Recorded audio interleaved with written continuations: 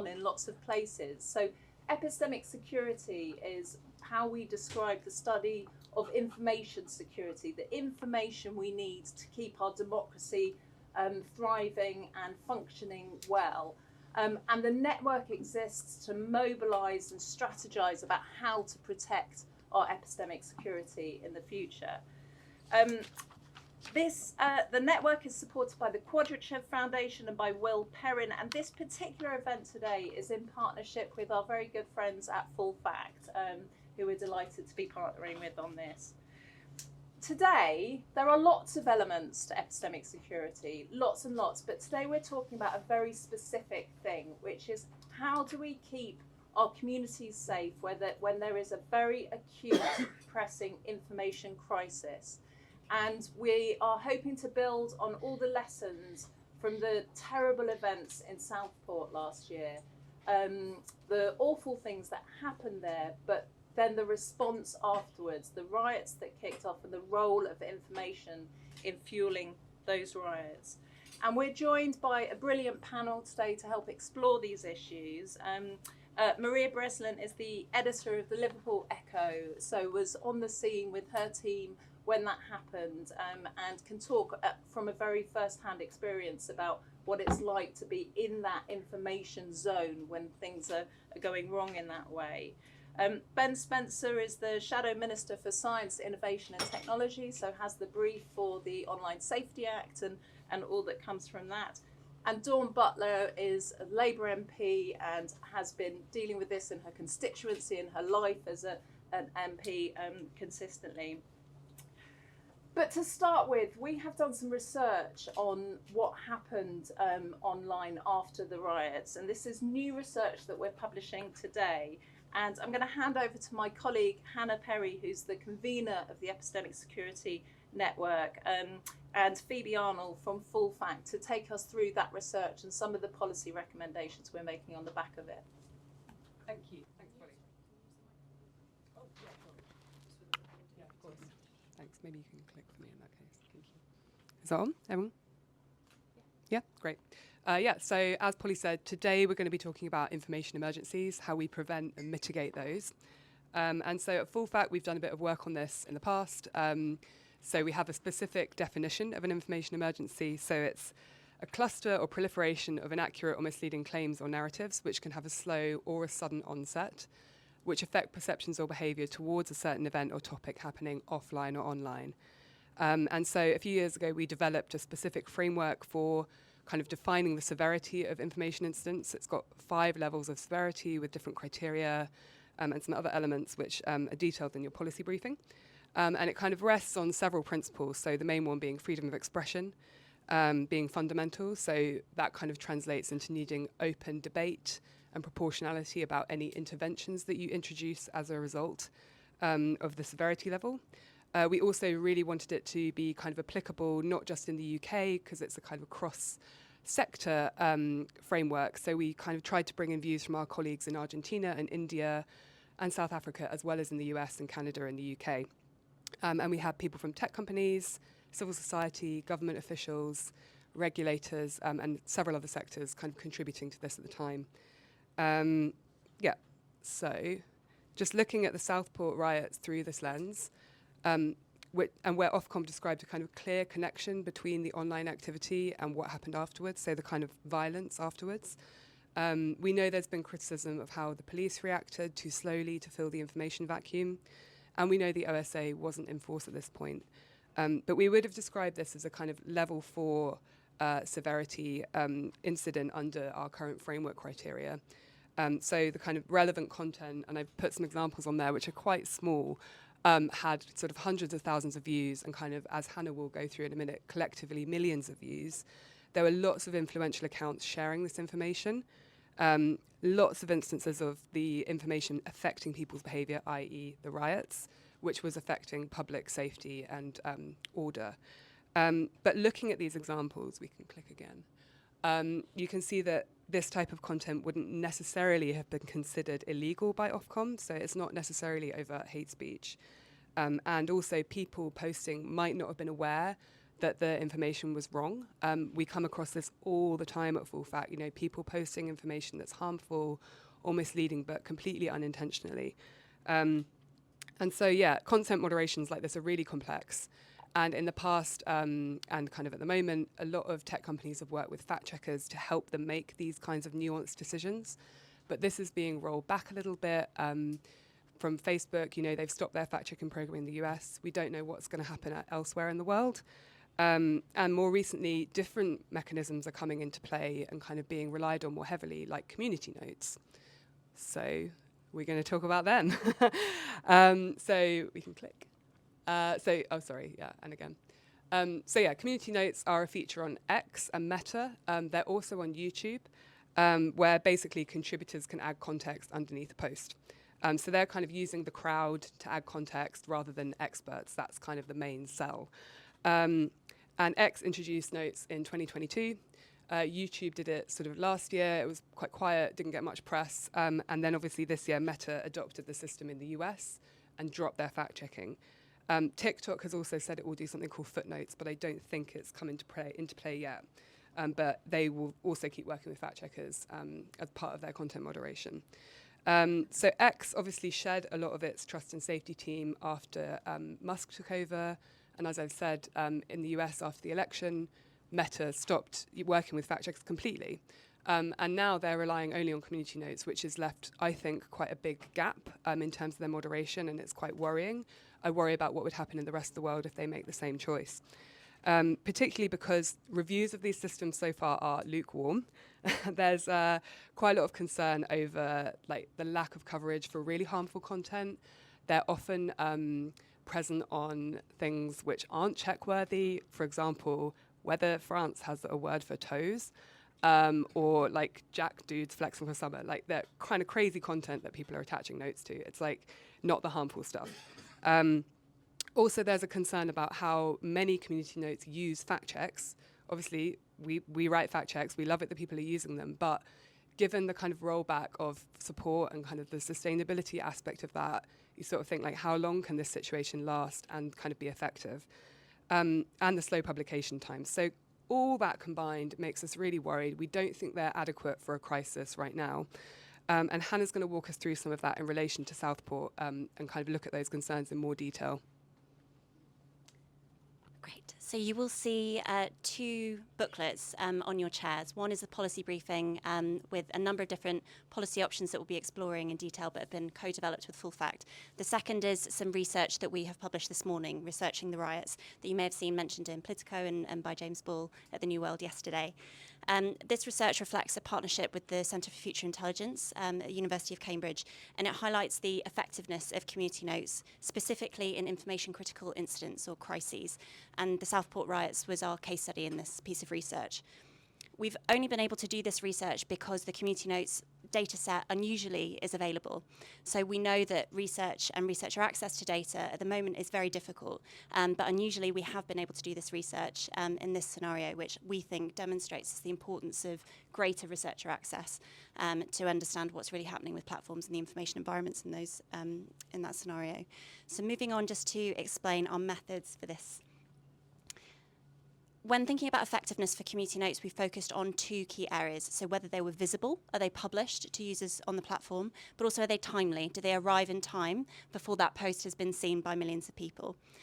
In our research, we coded 673 community notes, but also we thematically coded the posts that they were associated with. So we understood the potential harm of the posts when notes weren't made available.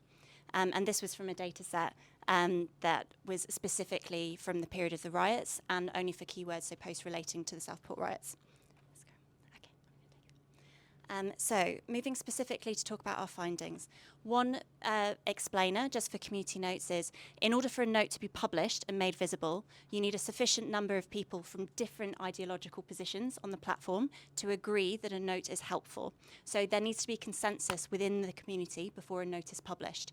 What you see in this chart is the proportion of notes that were created during the period of the riots that were made visible, i.e. helpful. And you will see the number 25. That shows that over the period of the riots, just 25 notes were published or on posts over that period. 424 posts, despite the fact that notes were created, were not made visible, which shows that the proportion of posts that did not have notes despite notes being created was 79% across the entire data set, which demonstrates the scale of notes that, though being created, were not published, were not made visible, and the tiny number of posts that did not have notes despite the fact that those posts were potentially harmful. So that talks about the visibility standpoint. Just moving on to timeliness. What you see on this chart is the peaks in visibility or views for particular posts within the data set. And you see these peaks across the period of the riots. That first peak that you see is on the first day of the riots. That shows the millions of views that were amassed around posts on the first day, but you'll also see a second peak later in that period. That demonstrates the importance of timeliness for these notes. But unfortunately, we found that in this scenario, on the 30th of July, it took 20 hours for a note to be published, which is too late, sadly, for the millions of views that were already seen, the millions of times posts were seen. So looking specifically at the posts that did not have notes, we saw that posts that were coded as inaccurate by our researchers, and this was using a framework that's been evaluated externally, and you can also see how we approach this in the appendix of our report, that those posts that were inaccurate were seen 85.9 million times. Posts that were coded as threatening to communities, and again, this met a very high criteria of harmful to particular communities, minority communities, 92.7 million times. So these are posts that we know that there are a number of posts across the platform that didn't have notes created. So this is just within the data set that had community notes created about them. We think this demonstrates just the weaknesses inherent in the community notes system at this time in relation to crisis incidents and the weaknesses around platform governance. So we're going to speak specifically to some particular ideas that we've had around policy options that respond to this. And we've grouped the policy options, which is in your second paper, separate to the research, into 4 categories. And we want to stress that these are not exhaustive. What we've done is highlight some particular areas that we had done some prior thinking about, but I'm conscious that the panel, I'm sure, will cross a number of other areas. So the first is around cross-government readiness. And we know that this was a feature of the report that came out on Friday from the SIT committee inquiry into misinformation and social media algorithms. But this issue around cross-government response and prioritisation and response to information incidents. What we've stressed in our policy briefing is the importance for civil society engagement in that cross-government response. We know that the Defending Democracy Task Force is one that at the moment was set up in response to issues around foreign interference. We know that they've widened their remit and are thinking about other issues of information critical incidents. We think that the inclusion of civil society and the transparency around the protocols used by that Defending Democracy Task Force is crucial for building trust in responses to information critical incidents. Second, thinking about new and renewed regulation. This is something that we recognise is really difficult and really tricky to get right, particularly when balancing issues such as freedom of speech. One recommendation that we've made, and this reflects a clause that was included in the Digital Services Act, is one that pushes platforms to assess systemic risk and to share information in relation to those risks and to be developing mitigation measures. And when we're referring to systemic risk, we're thinking about issues relating to the visibility of harmful but legal information. This visibility and the data being made available around that, we think is important for informing policy options. And we think the elections bill, the up-and-coming elections bill, is an important opportunity to be widening and offering that push. So I'll hand to Phoebe just to cover the other recommendations. Thanks, Hannah. That's all great. The third thing that we're thinking, this is about elections specifically. So we really want the government to introduce some more transparent and accountable systems for dealing with electoral information incidents, including foreign interference. So we're actually a bit of an outlier in the UK among the kind of Five Eyes countries in failing to publish protocols for election incidents information incidents during elections. And we've had a long-standing call at Full Fact to introduce a protocol for this based on the model in Canada. And the key point here is that if you have an incident during an election that might affect the fairness of the election, you need someone that's not the government, i.e. a transparent, independent decision to be made to inform the public about that during the election period. And we think just because this didn't happen in 2024, there's no reason to think it won't happen in the future. And then fourthly, strengthening community notes, the thing we've been talking about in the networking earlier with lots of people. So we know community notes aren't perfect right now. We've just seen really clear examples from Hannah about how that's played out. And so one of the proposals we're making is that community notes need to have a crisis response system. So basically a triage system to send things through a high priority funnel. This would also involve working with experts, not only fact checkers, but digital forensics experts, humanitarian organizations, anyone who can speed up the process of writing notes that are going to get published, and then potentially reducing the voting threshold so that content gets published during the time frame that it's needed, not, 19 hours later when it's completely useless. And then the second thing we're proposing is something called super notes. So often notes don't get published, they don't get the right amount of votes. You get a lot of notes on the same content, but sort of hanging out there in limbo, not helping anyone. And so we'd like to, some of these platforms to introduce a system where they use generative AI to amalgamate the notes and potentially write them in a way that's likely to get more votes so they can get published quicker. And this would obviously need kind of labeling that it's created by AI. You'd need to allow people to see the original constituent notes, and you'd need a human in the loop to kind of manage where the synthesis isn't working. So yeah, we think there are kind of several simple ways to improve community notes, but there needs to be the will from the platforms to do so. Thanks, and then we'll hand back to Polly to continue the discussion. Brilliant. Thank you so much for that. I just want to check, has anyone on the panel or in the audience got any clarifying questions about anything you've just heard, just before we move on to kind of the panel conversation? Lots of information in that and lots of things we're going to explore. So we're going to have a panel conversation for the next kind of 20 minutes, then open it up for kind of audience questions and reflections. But I wanted to start with Maria and to start nearly a year ago in Southport and reflect on the role of misinformation and your experience of what you saw and what it was like trying to counter that as a local news operation. Yeah, of course, and thanks for inviting me today. I think 29th of July 2024 was perhaps one of the most challenging days in my journalism career, if not the most challenging. We're already responding to reports of a mass stabbing at a Taylor Swift dance class. Taylor Swift was playing in Liverpool that summer. It was all very exciting. And we knew straight away there'd been at least one fatality. So that was a lot to deal with. And almost instantly, we were thinking about how we responded to the threats that were emerging on social media. And somehow these two very, very separate incidents became really horribly entwined, really. I think as journalists, we were really challenged straight away, despite knowing the narrative that was emerging was wrong. I think claims that regional reporters are chained to their desks, churning out stories are really wide of the mark. We have boots on the ground, and we knew almost immediately the identity of the suspect at that time. But there were so many issues facing us to sort of counteract that growing narrative that this was like a young Muslim man who got off a small boat just a few months ago.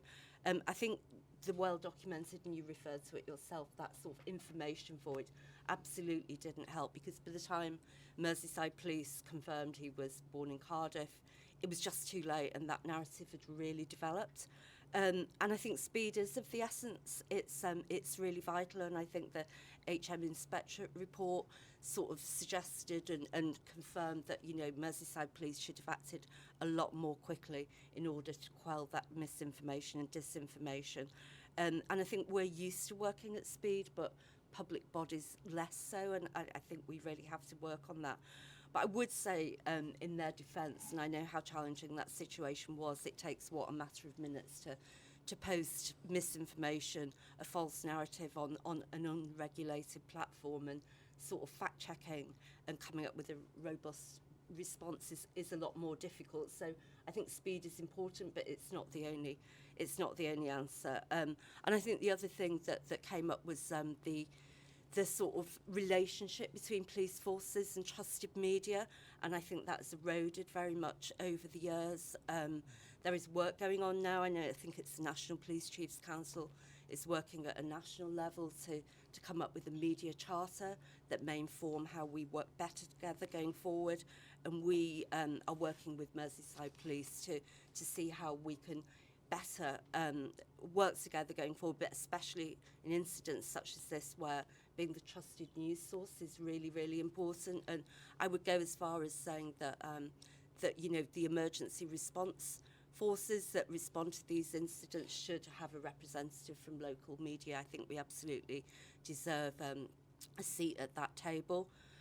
Secondly, there was the legal challenges. You know, obviously Bloomberg ruling means that, you know, we couldn't identify the suspect. He had a right to privacy, and the fact that he was 17 meant that even when he was charged, we couldn't name him. And I think to the conspiracy theorists, that means that we're complicit in the cover-up that they say is happening, and that is really challenging. And I think we saw a definite shift during Southport. I think in 2001 I covered the riots in Oldham, and even though I knew there was danger, I'd never thought that I was targeted. And I think that is quite different now. One of our photographers was physically attacked on the first night of the outbreak of violence in Southport. His equipment stolen, glasses broken, and we've had to learn to behave, I think, very, very differently. How we've changed since then, I think it's no longer enough to report on the news. We actually have to be an active part of those conversations that are going on out there. So we have to explain what we're doing, explain what we're not doing, explain why we're doing it, showing that we're fact-checking information and really facing those people who are, you know, intent on sort of spreading false information head on, and be a lot more robust about that. So we write a lot more content that might explain the law, you know, everything we know about the Southport suspect, but these are the strict, you know, regulations, which mean we can't tell you more, just to try and sort of bring people with us. I mean, we're never going to stop the people who are intent on spreading this disinformation. We might not even bring along those who are disaffected, but there are people out there who don't know the difference, I would say, between regulated media and unregulated media, and we absolutely have to get those on board, I think. In terms of the social platforms themselves, I mean, you think they would have a moral responsibility to behave ethically, but I'm not entirely sure where their moral compass is, really. There are people here who are much better placed than me to talk about what government might do or the impacts of legislation. It seems to me that it's a sector that might listen to financial penalties as opposed to anything else. But I think from my perspective, I would say, you know, stop advertising with them, divert that money to trusted regional media so we can play a role in stopping these sort of really dangerous narratives developing. That's just absolutely fascinating, and you really kind of took us back to how you were thinking about these issues in real time as they were unfolding. That must have been incredibly difficult. There's kind of 2 points I just wanted to pick up on quickly. The other thing that the local and regional media did was report some of the community response locally in a way that was very different to the nationals. Can you talk about that a bit as well? Yeah, absolutely. I mean, we firmly positioned ourselves where, you know, we ought to be, which was at the place of the right-thinking sort of members of our society, and we really sort of made an effort to show that the communities that were under threat, and they really were, like, you know, physically under threat. I think the first night in Southport, there was no doubt that they were trying to target a mosque. So really reaching out to those communities, sort of offering their support, giving them a voice was important, I think. And we continued to do that throughout that dreadful summer, and we've built really good bridges, which mean that we, you know, they know we are there for them going forwards, I think. Thank you so much. Ben, I want to come to you next and ask you about the Online Safety Act, and particularly changes that have been made in the past year. Do you think that we have a more resilient information ecosystem? Do you think it would happen differently now than it did a year ago? Well, thank you, and thank you for the really interesting download, Phoebe and Hannah, in terms of research. I look forward to having a look at the reports that you put out today. In terms of answering your question, I think I'd like to focus really on how social media is operating and looking at social media in itself and a couple of societal points. But just before I do that, and of course we want to be in a world where people like Maria's team are the primary source of news for people in terms of what's happening because of the training, because of the expertise, the understanding of the legal position and sensitivities. But we're not in that world. And I'm a big advocate of regional media, but 70% of adults get their news online. The world we live in is that social media is operating as the primary news platform, whether that's from trusted sources or community sources in terms of it spreading through. And I think we've sort of sleptwalk into a bit of a societal quandary in some ways, because I don't think we've quite decided yet, or at least many people have quite sort of figured out what social media is and how it sort of exists in our world. And I'm someone who, as I'm always a bit careful with in terms of showing my age and reflecting on other people's age in the room. But social media didn't exist when I was a teenager, and so it was as an adult that I first engaged with social media. And the question is, is social media the real world? And how does it exist in our sense of what is the real world? Now the answer is absolutely. Social media absolutely is the real world. If you do something awful on social media or make some sort of hate speech, you can get prosecuted and you can go to prison. But social media and our smartphones are allowing the entire world into people's homes. So our children have access to social media where they can use, and at the click of their fingers, they could pull out information, or they could get access to information or access to awful content, which is why the Online Safety Act was set up.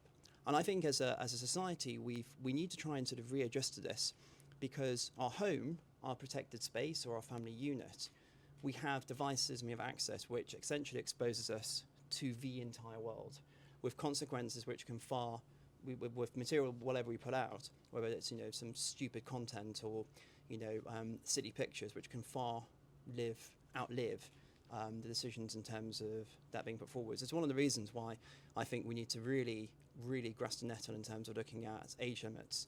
So knocking the age of consent to social media from 13 to 16, because we have to see social media as adult platforms. These are not platforms for children. Look, I mean, I find it difficult enough to manage my own engagement with social media and my own work-life balance. For children, it's an extra difficulty, and I think we are very much, while the Online Safety Act helps to a certain extent in terms of content, it doesn't really help in terms of the method of communication that social media provides. So the form, the interaction, the plurality of ways that people can interact with somebody, either interacting and sending information to them, or people sending information to the real world. I think as a society we need to really come to terms of what social media is and how it operates. We've never had a situation where somebody could stand on a hill, shout something, and depending on the message and the algorithms, the entire world will hear it and it will resonate. And our algorithms are set up deliberately so to promote content which is provocative in some way. That can be provocative in a good way. It can also be provocative in a bad way. But your algorithms are set up to promote content that stirs up some sort of interaction, whether it's positive or negative. We've also got a big problem with, I see the divide between authenticity and privacy. While I think, or anonymity and privacy, while I think that everyone should have privacy, they shouldn't necessarily have anonymity, and we need to make sure that our content we can clearly label as authentic. I think this is, I'm glad there was a comment made about the 2024 elections. I'm very surprised that there wasn't deep fake election interference. It's something I was quite concerned about before last year's general election. I think it's inevitable until we see material putting out there. And I've been a strong advocate, along with my party, when the data bill was going through Parliament over the past 6 months, about digital watermarking.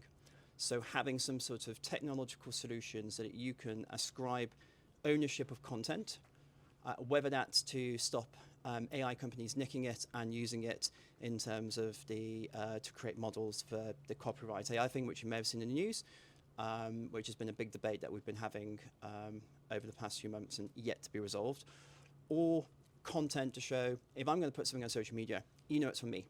Yeah, it's not from somebody else. It's not been faked. It's not been designed to confuse and to be disinformation. And I think all of us could benefit from having and using digital watermarking, and either to check the content to make sure it's from a bona fide source, such as the Liverpool Echo, or whether it's one's own content putting out to link through.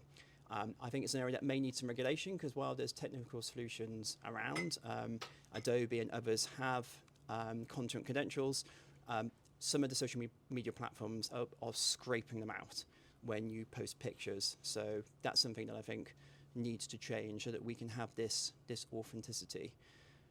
We also need to realise or have a way of detecting that a lot of social media content isn't created by human beings. It's created by hostile state actors. And we are human beings, we have human brains, we live in a social world. If lots of people think various things, we are influenced by that as humans. That's how human society works. But if you don't realise, you're in a room with, out of 30 people, 29 people are effectively Russian bots, which are trying to, sow division and discord, then we have a problem. We have a very, very substantial problem. And it's another area that I don't think that we have, as a society, really woken up to how hostile state actors, whether it's Russia, whether it's China, whether it's Iran, are weaponizing social media to undermine our society and undermine our democracy. And I think the biggest weapon that Russia and China have used on us is to stop us believing in ourselves. And if you think about how to break down your society, the first thing that you do is to try and break its self-confidence, to undermine its principles and values. And I think part of what we've seen in terms of Southport and other sort of situations is linked, maybe tangentially, but is linked to that overall issue that's going on. We can talk about the technological mechanisms and solutions, and I don't think the Online Safety Act is really, it wasn't set up to deal with this sort of thing. I don't think it's able to deal with these sort of issues. I think community notes are interesting, but of course community notes are essentially a normative test. So if the community likes it, then it gets put forwards. So it's not, if you have an odd group of people or group of people who all think the same thing, your community note could quite easily be distorted. So it's no surprise to me that community notes during the riots didn't get verified and put forwards because people weren't happy or didn't approve of the corrections that the community notes were trying to put forwards. But through all this, we can't forget, and I think we have to come back to always, the fact that we have a bunch of people who are marginalised and disaffected. We have a huge amount of political disillusionment in the country. It's no surprise that where the riots kicked off as areas where we have lots of social economic deprivation and lots of inequality. And that creates the most fertile breeding ground for messages which are disinformation or misinformation. And I think while we can look at the technical solutions, until we tackle some of the core issues that's going on, which I know, these are not easy things to resolve, we're going to render ourselves even more vulnerable to these situations arising. If you think the government basically has it in for you, if you think nothing ever changes and nothing ever works, if you don't believe what's coming out of trusted news sources because that's not your personal experience and you think that you've been bad done to, and quite frankly you have been bad done to, then you're going to be far more open to taking on board what we would consider to be distorted views of reality. But for a lot of people, they're in a bad situation, and this is a message which buys into a narrative of a divisive narrative, but a narrative of change, or a narrative of some way out of the situation that we're in. Even though we think it's totally wrong, it's still something which is which, if you're in a bad situation, you're more open to looking at conspiracy theories, making sense of the harms that you've experienced in life and why you're in a bad situation. I think we can't escape from that, nor should we try to. We have to keep on going back to that in terms of how we can support these communities, because otherwise our democracy will fail. I mean, if we don't trust media sources, if democracy doesn't work, then how does that function, essentially? So it's a bit of a bleak summary, but I think it's an important one, particularly now in where we are politically, with lots of challenges coming through over the next 5 to 10 years. And I don't think we've had more geopolitical instability, economic instability, certainly in my lifetime. I think we have to, more than ever, be uniting our communities, what I think is going to be even more challenges to come going forward. Otherwise, things like this are going to happen more and more often. Thank you. Ben, thank you so much. And Dawn, I think that's actually a really good place for you to pick up. We've been having an ongoing conversation about using technology to build trust in communities kind of locally. And what do you think are the key things government and civil society can do to counter these, and maybe picking up on some of those issues around the kind of trust in information? So I was going to say that I didn't want to sound alarmist and our democracy's under threat, but Ben's already been there and done that, so that's cool. But I actually agree. And actually something that Phoebe and Hannah said as well around defend elections, protect candidates, and transparency and having them independent. I sit on the Speaker's AI Commission, and I think that's exactly what we need to implement. So I'll come back to you to discuss sort of how we do that. So there's a couple of things. There's a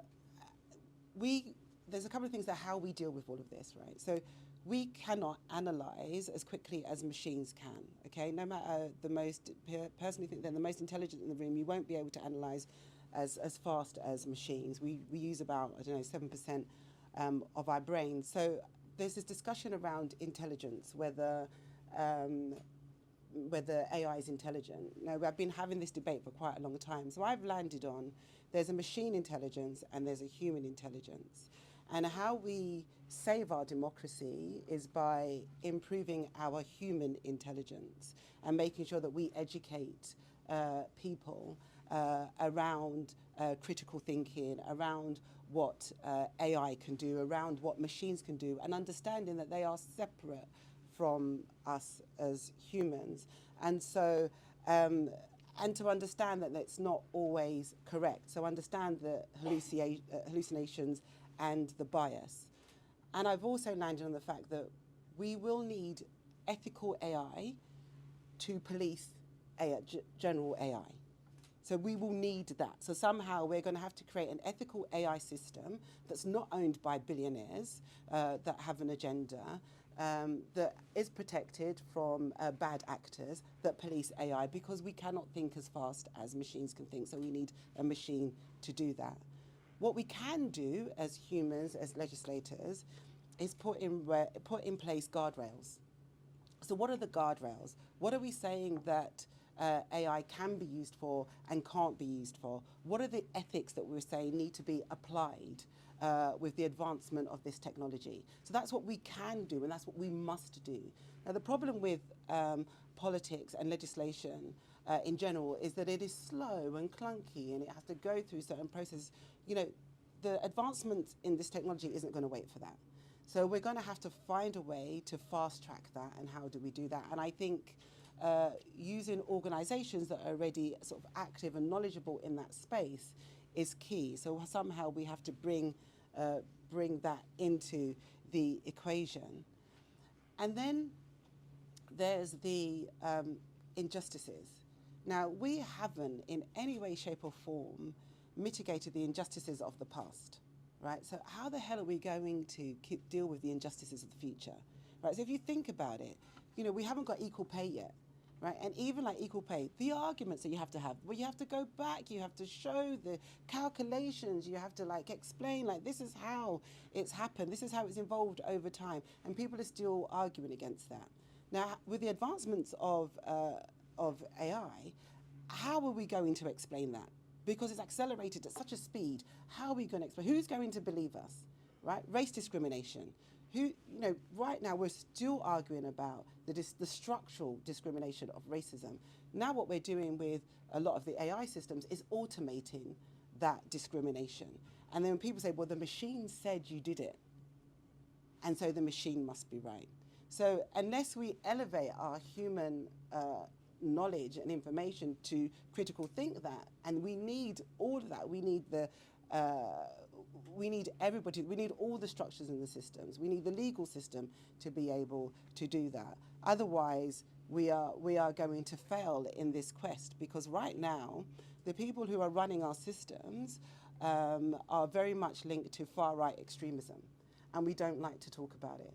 but it is true. The reason why you can have such acceleration of misinformation and disinformation is because the far right are quite organised, right? And now they've got somebody in a very they've got many people in very powerful positions that are testing our democracy. So in Parliament, our democracy wasn't designed for wasn't designed to have somebody who was going to test it and lie in Parliament, because we're honourable members. So back in the day, it was like, well, parliamentarians would never lie. Of course not. You know, they would fall on their sword and then they would resign. And it's like that never happens anymore. So we've actually weakened our democracy ourselves by what we've allowed to happen, and then people have gone in, right? And so we need to understand that we don't understand how these AI systems are built. We don't understand the data that's been put in there, but we know data has been put in there. Now, every piece of data has a history. Every piece of data has a history. Now, some of that history, most of that history, the majority of that history is bias. It's built on somebody else's privilege. It's racist, it's misogynistic, it's sexist. And that is how these systems are built. So that is what we are now accelerating and putting into everyday use. So, and when I say this, sometimes walls go up when I say like data is bias, it's built on some bias history. But oh well, I'm not racist, I'm not sexist. I'm like, okay, let's just do a basic a measure like body mass index, right? When you go to the doctor, you measure your body mass index. You've got the chart, you measure your body mass index.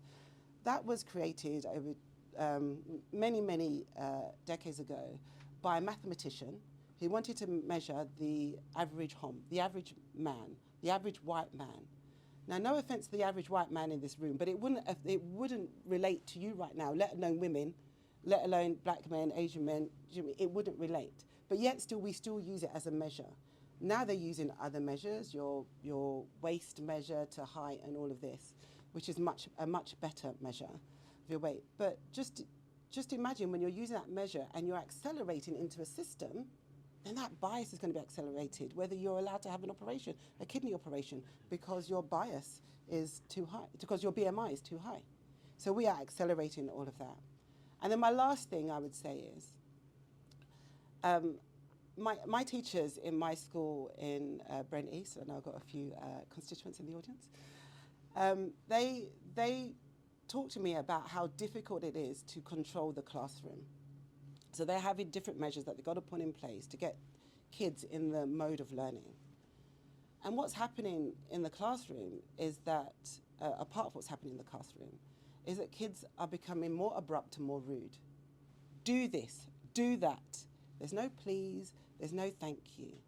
Why is that becoming that way? Because Alexa, you just say, turn on the lights, turn off the lights, turn on the telly, right? And Google complained that it cost them, what was it, £4,000 a week or whatever, to edit out the please and the thank you, because it's wasting their time. So that is having an effect on how humans are interacting, right? And so then I thought, right, okay, so well, I'm happy, use please and thank you, let it cost them money. But because then they might do things more ethically. But then I also think to myself, then do we need to teach AIs human markers? But then I come back to the question is, what makes us human? That's it. Wow, that was that was a lot. It's a lot, I know. A lot from across our speakers, and it took me back to work that we did just before the election to try and get a cross-party agreement on the use of AI in the election. And at that moment, Demos and Full Fact were thinking, what can we do that is really practical right now to have an impact on this? But we always promised after the election to come back and open it back up, because the truth is what we've just heard, that to protect our democracy in the growing democratic emergency we're facing in this country and around the world, there are so many issues we have to approach. So we've heard about local news, we've heard about algorithms, we've heard about bias and discrimination, we've heard about foreign interference. There are so many elements to what we need to do to protect democracy, and the work of the Epistemic Security Network will cover all of these areas. But I get very kind of caught between the kind of scale of the challenge and how many things need to change. We need to change legislation and how Parliament works to do this as well. And actually getting to some real practical kind of what do we do now. So I want to kind of bring it back in the next round of questions to kind of what's the practical things we can do now, and thinking specifically about those acute information emergencies. And Maria, I wondered if you could reflect a bit on your reporters were out again a couple of months ago when that horrible instance of the car going into the crowd in Liverpool, and there was a very different kind of information response then. Can you talk about kind of the difference then and whether that helped or not? Yeah, of course. Yeah, we're certainly busy in Liverpool, I think it's fair to say. There was a very, very different response from Merseyside Police, I think, when the car crashed into the crowd during or at the end of the LFC victory parade, which was interesting. I know the decision within a couple of hours, I think, of it happening to say that it was a 53-year-old white British man from the Liverpool area was very removed from what had happened during Southport, and I know that was controversial in some quarters, but I don't think it necessarily sets a precedent, to be fair. And I know it was a decision that was really difficult for them to make, but I think you've got to remember there was 1.5 million people in the city that day.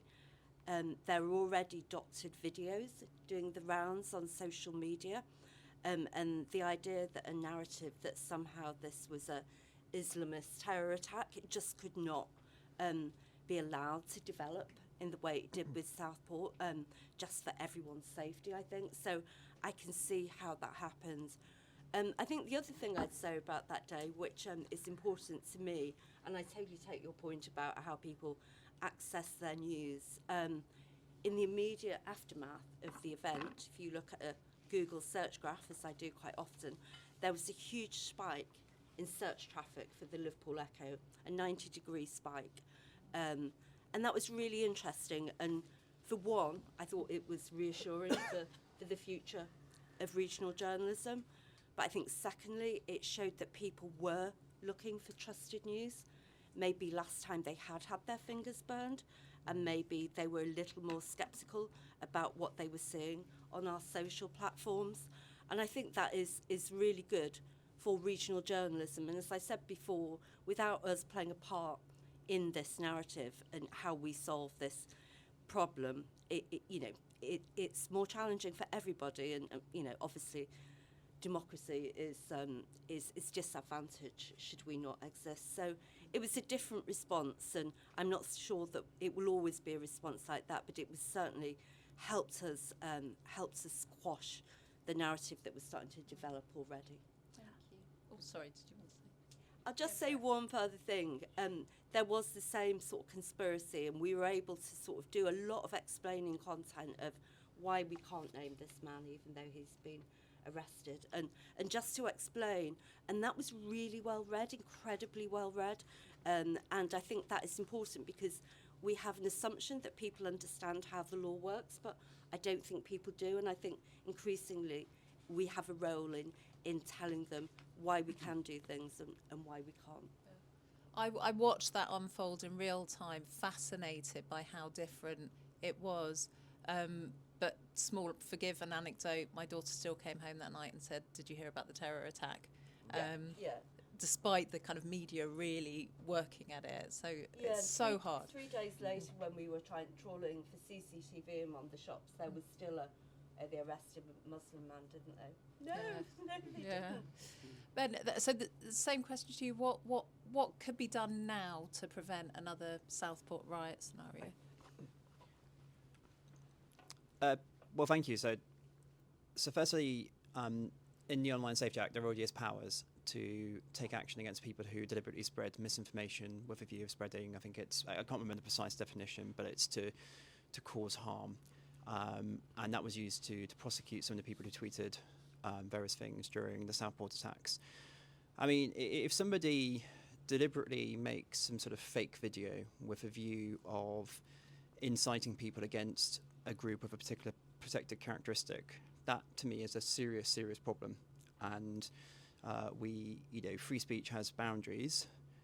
To me, that very much goes beyond the boundaries of free speech.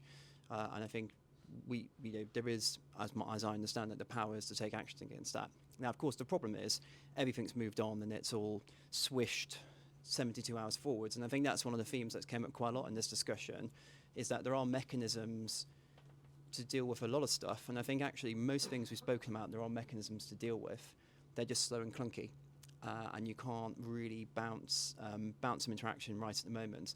And I think this is where simple technological solutions like digital watermarking, being able to track information back to people, so when you're looking at a video, you know whether it's come from a trusted source or not. There are mechanisms where you can embed in videos metadata to show whether AI has been used in its creation or not. You need to be a little bit careful with AI, because AI is everywhere. And when we're talking about AI in these sort of conversations, I think we're mostly talking about content that's generated by large language models.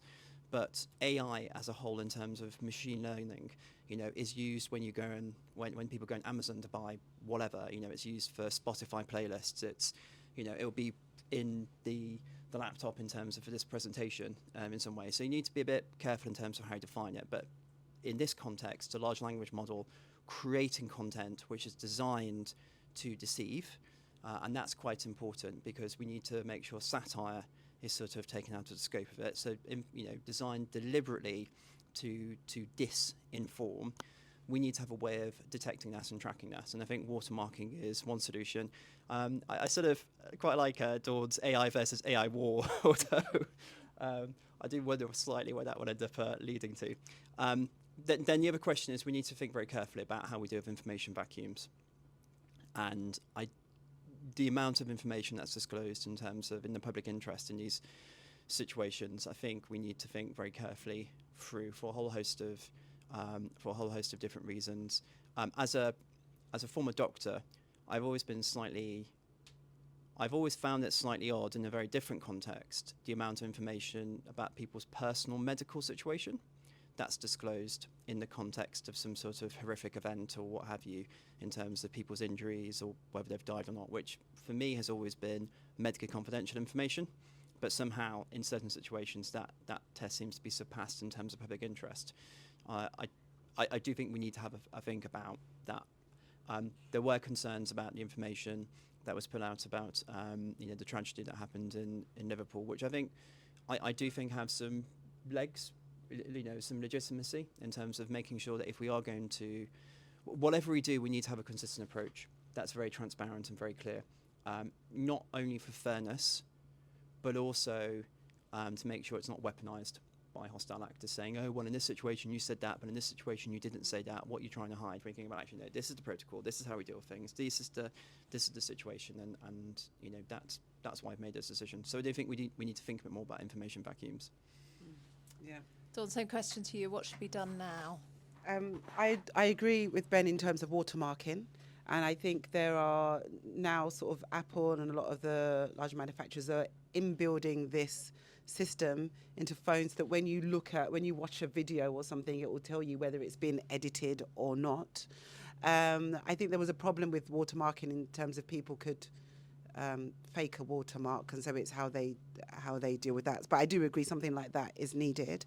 I think the defend elections, the protecting politicians is really important, and that if somebody could deliberately put out disinformation that spreads, and they don't really care whether they go to prison or not, because the ultimate aim for that is to stop that person being elected, and so they could have that outcome. And so they've done their job. Bad actors, they've done their job, and so it's how can we make them accountable and make it so that they will think twice before doing it. in regards to Liverpool and what happened the second time, I think was really important because what it was preemptive. And so the way that we cut off disinformation and misinformation is by being preemptive, by saying, right, this is the facts of what happened. And this is where local media really does, come into its own because, as you say, it is a trusted source. It's just local people on the ground delivering that information, not necessarily after. And we should move away from, 24-hour news that has to be really quickly generated. And that's ruining journalism and being to news that is fact-checked. And so being preemptive, I think, it is part of the key to the future. So you can see something coming along down the road, and you be like, right, it was a white male in his 50s, and that way, you can't then say, well, it was a Muslim, whatever. Then that needs to take it off. And so preemptive news can work very well, but not the preemptive stuff that the police are talking about, in terms of analysing your facial expressions to determine whether you're about to commit a crime or jump the queue in the train station, which is also being discussed at the moment. That's very different. That's another AI built on facial expressions, built on a certain kind of facial expressions, a bit like BMI. Not that preemptive. Just in case anyone's reporting on this, I don't mean that preemptive, but preemptive as in factual stuff is important. Thank you so much for that. We've got about 15 minutes for questions, reflections from the audience. I'm going to take it in rounds of 3 and ask people to keep it relatively tight, if that's okay. So, hands, I can see 1, 2, and 3 to start with. Did you get those, Jamie? Yeah. If you start at the... okay, I'll come back to you. So, James. Okay. Hi there, James Paul from the New World. I'm just a little anxious that there's a bit of global political context missing, in that there's been a big push from the US that normal regulation of social media is censorship. There has been a big shift from Facebook against fact-checking, against moderation, against all of that. Elon barely complies with anything for X. He does the bare minimum. Is there not, and there's been some geopolitical concerns about enforcing even existing law. Do we not need to look at some of this against that backdrop and look at how realistic some of this is and how we look at approaching that against that backdrop? Great question, thank you. Our colleague at the front here. Oh, sorry, can we come here first? Sorry. Thanks, Jamie. Thank you. Thank you. I'm Sohan. I think I recall Elon Musk making a big deal about community notes, the system auto-detecting, using AI, detecting like similar, for example, like there's a fake image or a misleading image, it'll detect similar ones and CN all of those as well, and similar content in general. Has there been any move towards implementing something like that for all platforms, assuming it's even implemented for X? I mean, it was promised at least. Explain what you mean again. So what was the thing he was talking about? To like, for the community note system, instead of just like, there's the same image appears like in one account and a different account, but then someone has to go and CN that the first one and the second one separately. Whereas he made some promise about the community note system will detect that these are the same images or very similar, and assign the same community note to both of them. Of course, there's issues with that as well, because like one could be the same image but not in a misleading context and all that.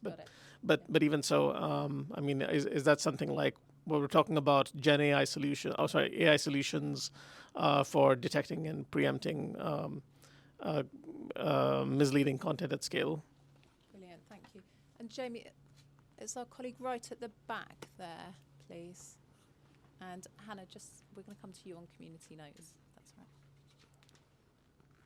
Thank you. Hi, my name's Fizza from the Migrants' Rights Network. I think present company accepted, but what do we do when those who are in trusted positions already, like local and national politicians, are part of spreading the misinformation? And I want us to move to north of Ireland, where we've seen the riots in Ballymena, and then politicians locally associating crime with migrants and migration. And I know Full Fact do a great job of fact-checking those and showing that they're misleading and they're not correct. But how do we get that to the wider public, because it's not penetrating?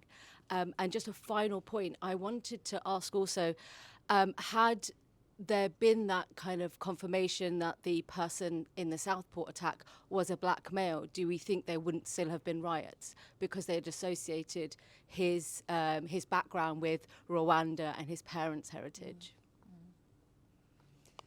Thank you very much for that. Hannah, do you want to pick up on the question of community notes first? It sounded like, from what you were saying, Sohan, it was more of a suggestion or an idea of promise. Is that fair, that you thought that the system that Musk was proposing was one that could potentially be beneficial?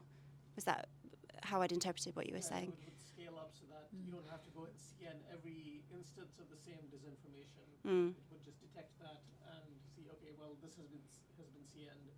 That's the same information or the same image or video, whatever. Yeah. And see in that as well. So it's my understanding at the moment that that's not yet in place, but it's an idea of how it could work. And I know that's quite similar to some of the proposals that Full Fact have made that we've described in the policy briefing as well, that it could potentially be strengthened in that way.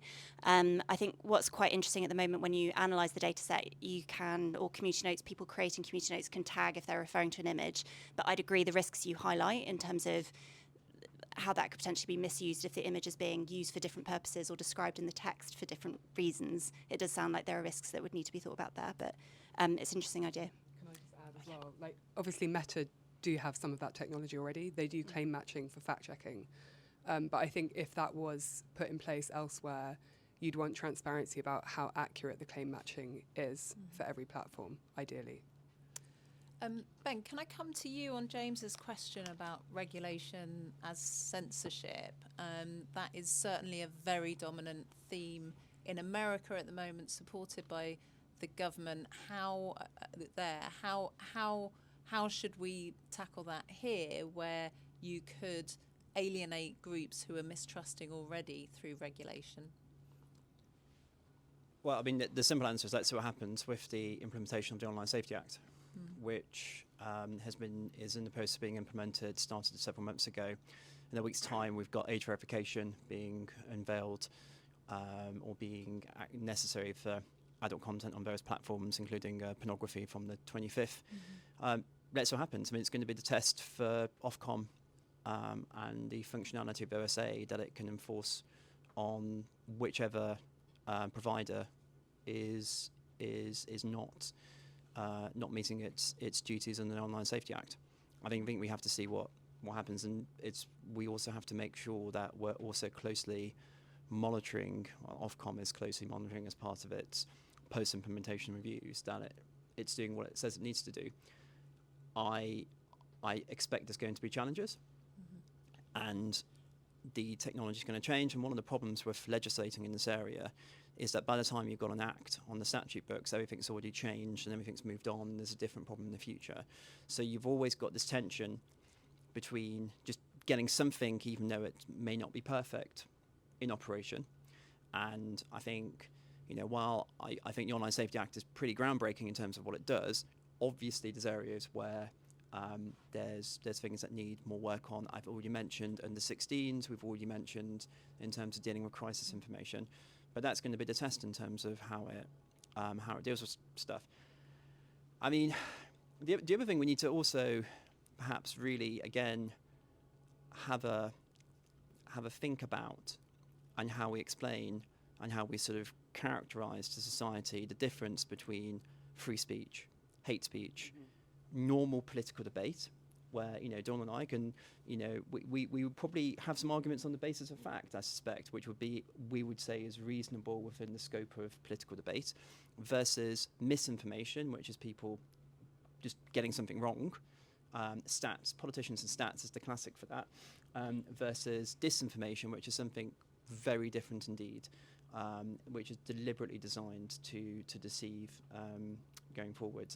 I think that, and it sort of links to the question at the back, I think that's genuinely a really tricky one, because the other thing that you need to be really careful about is the best way of amplifying disinformation is to sort of be seen or have a conception that you're censoring or reducing it. So I think transparency and open debate is key, notwithstanding all the limits and problems that this panel's been talking about that happens in the world. I think it's a really difficult one. Thank you. Dawn, do you want to pick up on that point?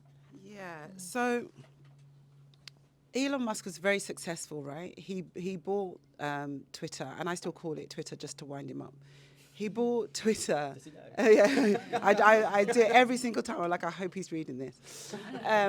But he bought Twitter because he wanted to manipulate the elections, and he was very successful, and he did that, and Trump won, right? So he doesn't actually care about community notes or correcting mis or disinformation. That's not the purpose of why he bought the platform.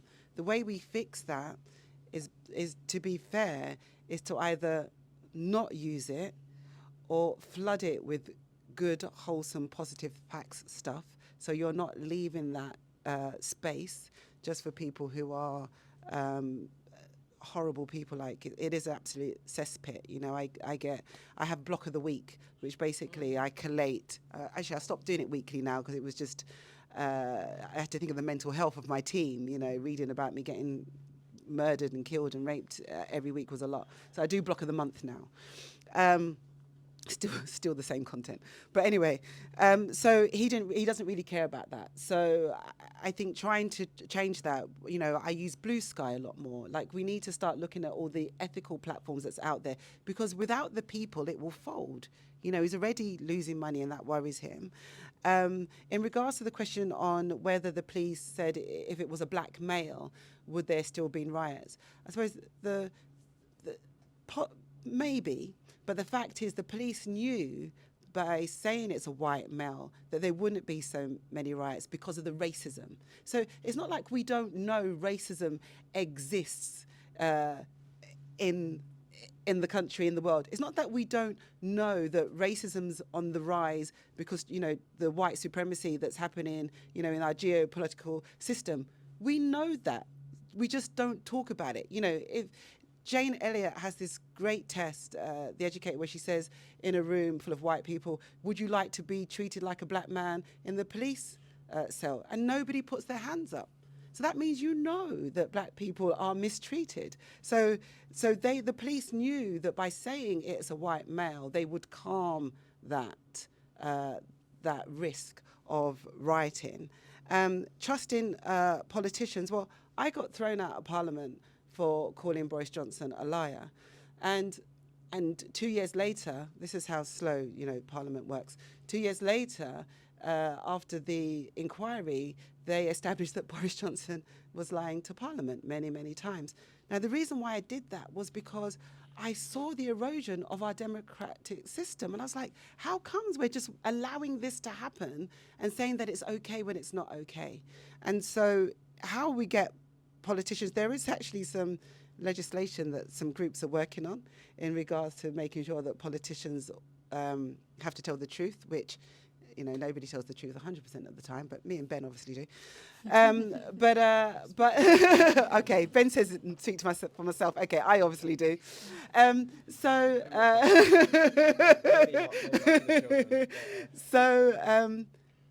I don't know how we resolve that and how we get to that point, but parliamentary standards has to change. We do have to be accountable to the truth. Ben, do you want to come back on that very briefly? Yeah, don't always tell the truth, Ben. No, it's it's just coming back on one of the points, which I think the situation with Boris and Partygate is links to a sort of good example, which is our political system is slow and clunky, but eventually gets to the right answer. So, you know, looking back, Boris was was found to have, made misrepresentations at the dispatch box. He got investigated.